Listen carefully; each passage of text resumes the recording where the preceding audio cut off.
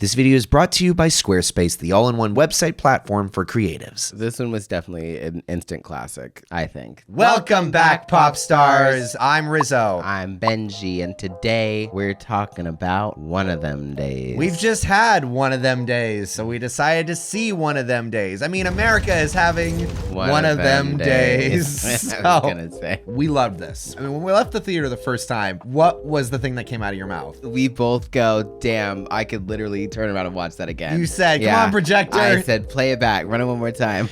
That was how much we enjoyed this film. And then we thought, well, even if it's not like a huge thing on our YouTube, we love giving the opportunity to talk about yeah, movies that we really enjoyed. Push it out there for other people to either agree or to hear and go, oh wow, maybe I should go see that. One of them days follows Keke Palmer and SZA in her feature film acting debut. Ooh, Two roommates living in LA, both kind of doing everything they can to get by day to day. It's the first of the month and rent is due, and wouldn't you know it, they don't have rent. And in the vein of movies like Friday, everything can go wrong and literally anything can happen. Yeah, it's a comedy set in LA in a 24-hour period as they try to scrappily get their money for rent and money for other things as the film degrades over time. It is funny. It is a female-led comedy, a black female-led comedy, and from what I'm told, one of the first in a very long time. Yeah, apparently since Baps. It's solid, funny comedy. It's the type of movie that you're gonna have two people kind of talking to you about it. You're gonna have people like us who are gonna sing its praises until you go see it. You know, if you want our non-spoiler review, just go see it. Go see it. And then you might have people tell you, I didn't get it. Wasn't funny. And for those people, I haven't seen that. I'm not on that side of the internet. Well, I'm just saying you're probably gonna, I mean, you know, no movie is universally loved. I don't know. This one might be. And if you have someone like that tell you that they didn't get it, that wasn't for them, just feel sorry for them. Yeah. I mean, honestly, it's a bummer. You really just didn't get to enjoy it, and that sucks. We love anytime we can get a Keke Palmer-led movie. We were here for it. Obviously, nobody's seen SZA act really before. So I was about to say, I haven't really seen SZA act, but I was like, nobody has. I think she might have done something on SNL. Yeah, I think that's where they ended up meeting. Really? Yeah, it was on SNL because she was the musical guest, but I think she might have done some. Okay, that makes sense. Yeah, they have great chemistry together. They were used very, very well because I know one of your things is feeling like people are just given too much room to riff in comedies nowadays, and it's just, you can feel like, okay, like they just kind of left the camera rolling. This isn't really serving the plot in any way. And I feel like they utilized the mastery of Keke Palmer's comedy. They used that well along with plot points, didn't let those moments drag. And there was one moment where they were probably more or less riffing. That was fantastic. I will say it's a very taut film. I think it falls under an hour and 30 minutes. Please, that's a great time at the theater. And nowadays, that's nothing. So if that non-spoiler review didn't get you interested, I don't know what to tell you. We're about to get into spoilers a little bit here. But as far as the Pink Popcast says, go see one of them days. A+, go see it. 5 stars, Angel, 5 stars. But first, I think I can hear a song from our sponsor. I'm editing a Squarespace, catering to our taste, making it clickable. It's ridiculous how simplified the process is. Don't gotta be a tech whiz to add links like this from your library of assets with a custom template or design intelligence. It's easy to get started. Hi, I'm BENJI Jones. Head to squarespace.com for a free trial. And when you're ready to launch, head to squarespace.com/The Pink Popcast for 10% off your first purchase of a website or domain. And there's a 10% chance that it's already raining.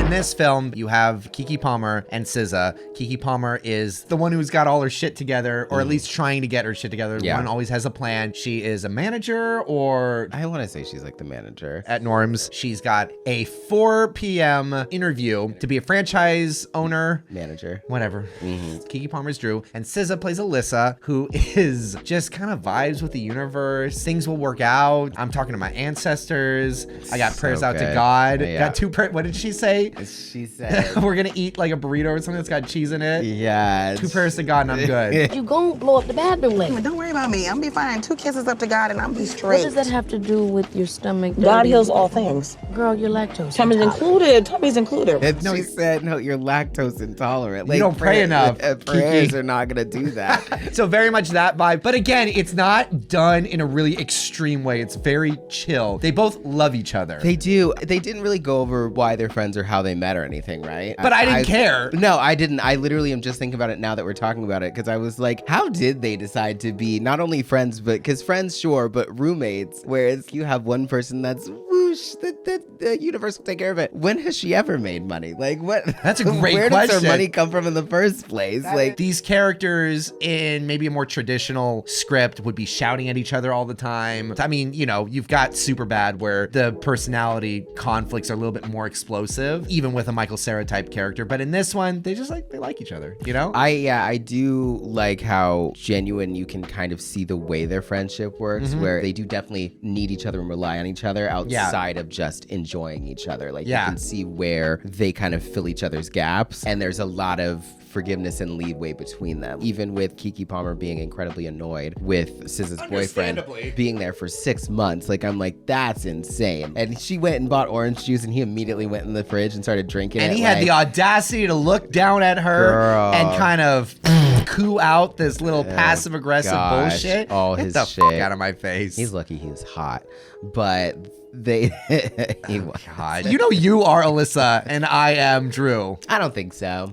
I think I'm a little bit, I'm self-sufficient, you know? You're self-sufficient. I didn't say Alyssa's not self-sufficient. Not fully, but she's There's a lot of vibes. Things will work out. I'm like, yeah, things will work out because I'm the one coming up with a goddamn plan. I mean, I do help us with stuff working out, but I just like to remind you that we will work it out. You know, it's not the end of the world, but yeah, there were a few times I was thinking that when she was like, hey, it's okay. It'll work out. And I was like, I've said that to Josiah. God damn it. That's funny. SZA's got a boyfriend and she gives him the money to pay off the rent. And of course, he does not pay off the rent. He takes off. I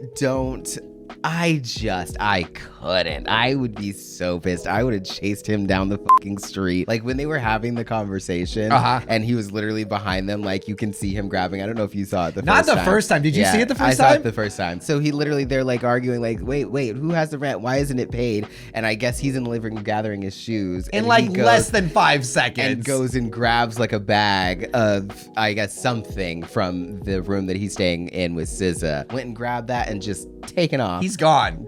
So they go outside, he's gone, money's gone, and now they have to chase him down. This half of the movie is essentially the girls are trying to get money for their rent. Everything is a little scary because they got less than 6 hours to get their rent paid or they're kicked out for sure.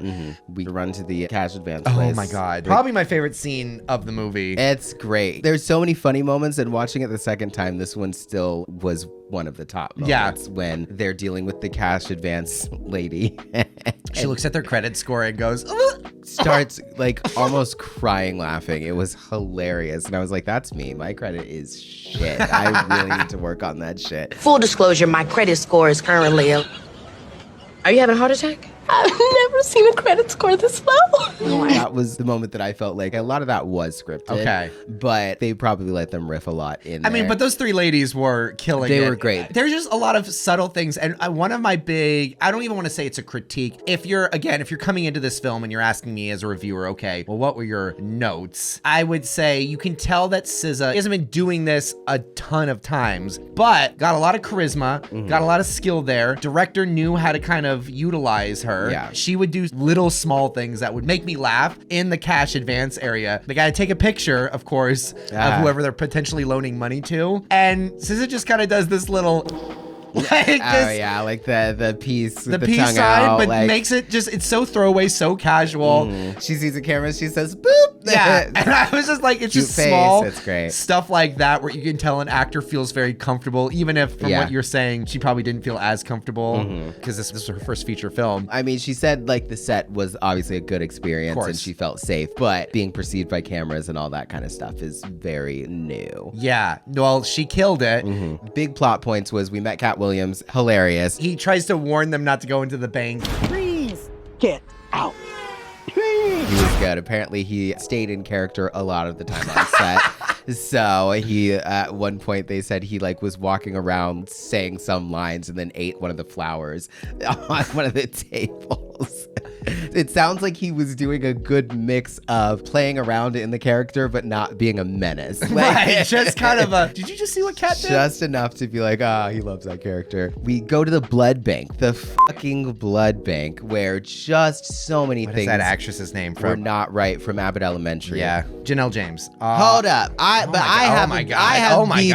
have beef with the blood situation. They drew 4 bags of blood from her, and then the blood got spilled and destroyed. They didn't pay her anything. The blood was everywhere. It got all over her, all over everybody in the room. That is a fucking lawsuit. So start of number 2, they need to be in the middle of a lawsuit process with them that maybe will fall through for whatever legal reason, but that was crazy. Blood That was sprayed in strangers' mouths. hilarious, but that was such a fucking biohazard. That place should be sued into the ground by every single person in that room. Yeah. So the second half of the film, they sell Jordans That they got off a telephone wire. that Katt Williams says very passingly. Well, he doesn't say passingly. We're just not. We're not listening to him. We're 'cause not we think listening to he's him. We're not crazy. taking Yeah, heed. and we're not taking heed. Like he He's- said, he says it like 8 times. He says Take this is heed. Lolo's territory. We've heard Lolo a few times at this point. Who's this Lolo character? Joking. Doesn't matter. Except it does matter because it turns out those were Lolo's J's, and Lolo wants the money at market value, which is now $5,000. Apparently. One of my favorite line deliveries is just the way Keke kind of offhandedly goes, "Wow,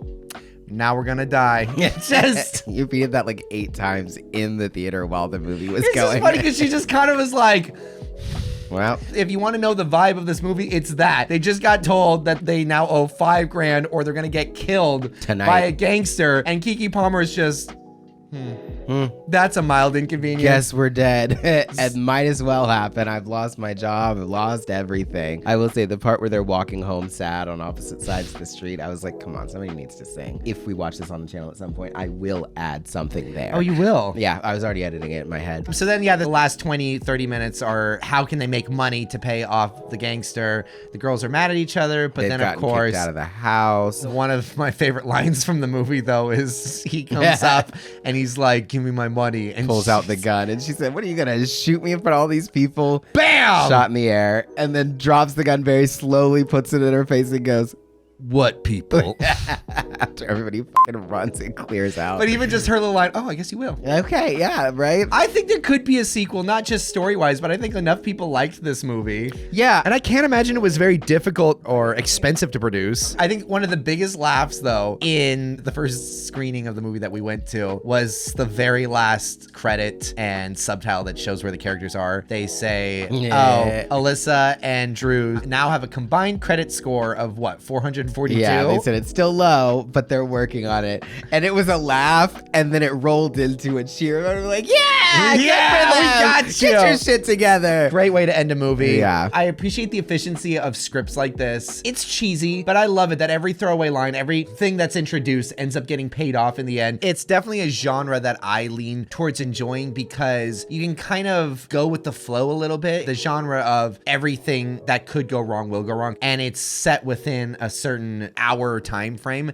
I love those because nothing's wasted. In the background, characters are either saying things or you're seeing things or you're hearing things. So even when you're riffing, a lot of the jokes that the first time we saw the movie I thought were throwaway ended up Serving the plot. Yeah. serving the plot and getting paid off in the second half of the movie. And that's what I kind of love about this genre of film is that it's really just go, go, go. Everything kind of gets paid off. Everything gets wrapped up neatly in the end, whether you're willing to kind of go along with that or that strains credibility for you. I mean, I think as you watch this, credibility wanes. Yeah, You're kind of like it with any of these movies. Not this many things go wrong ever in a day. Not ever. It happens. I can critique different ways things are handled, but I understand there's a way that these things are going to happen. And even if they did the smart thing that I think they should do, it wouldn't end it. No. Because the whole point of this is no matter what they do, The night's gonna go the awry. worst thing is gonna go. So I'm just kind of like, it's one of those things where I can step back and just Yeah. go, damn, that sucks, and watch it all kind of play out. It's a movie. It's a movie. But Like, that's what I love about this genre is it exists in its own little fantasy world where it does take place in the real world. yeah, and it's Asterisk. technically possible. It's really an exaggeration iteration of one of your worst days, but with a positive spin at the end. The writer on this, Sarita Singleton, she had done work on Insecure, Black Monday, a few other shows. The director's a first-time director. It's good to see Issa Rae as a producer. I was about to say, we didn't mention Issa Rae either. Issa Rae's a part of this. Yeah, this is definitely in that vein. Again, a lot more chaotic,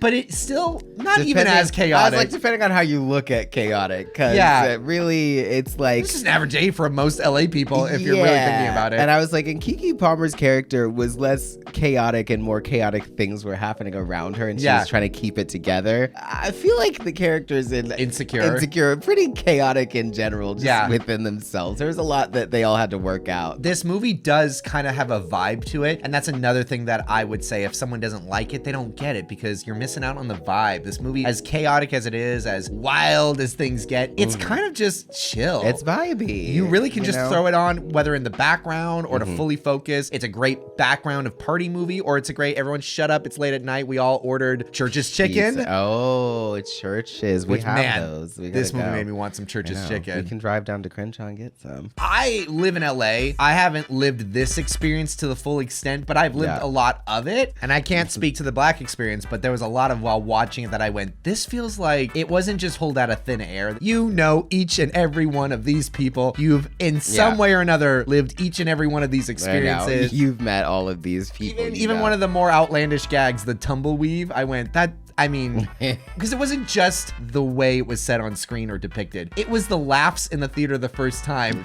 It's like there's a difference between laughing at and the ha ha ah. Oh, that's funny. That was a clever thing to think of versus like a seen that. Yeah. No, it was definitely the seen that laughs I heard the first time. There was a lot of laughter that I went, oh, these people. Oh, they know what that means. And it was a packed theater the first time we saw it. Oh my God, it was such a great theater experience. Everybody was laughing at everything throughout the entire movie. It was fantastic. We are not really doing it justice because a lot of it really just rests on vibes and watching two really fun women just have fun. We love watching two fun women have fun. It's a great chill movie. I would definitely recommend a lot of people go see it. This one was definitely an instant classic, I think. This was a podcast episode. If you're watching this on YouTube, you can hear more in depth of the plot and a little bit more notes on what we thought about it on our podcast. So wherever you listen to podcasts, click the link below. We're on Spotify, we're on Apple. If there's a platform that you listen to podcasts and we're not on, let us know and we'll look into that. You can watch the video in its entirety on Patreon for free. Our podcasts will now be posted there for free. You don't even have to sign up for Patreon. You can click the link below and just watch it. We're gonna start doing these at least once a month. That's the goal. You can like, follow, subscribe, hit the bell for notifications. I'm Rizzo. I'm BENJI. Sweet dreams, Popstars. Try not to have one of them days. And hey, happy Black History Month. Everybody who works there should be in jail. We don't know what Keke had, and now whatever Keke has is all in everyone else's mouth. Exactly, because it's like you can't test the blood when you're drawing it. You just have to go, do you have anything? And you go, no. You don't know that until you actually... Have you donated blood? Well, I wasn't legally allowed to donate for a while. Why? Because gays. Now I think the rule is you can't do it within like, what is it, a year of having gay sex or something like that? So, yeah, you can always donate. Called out on the Pink Popcast.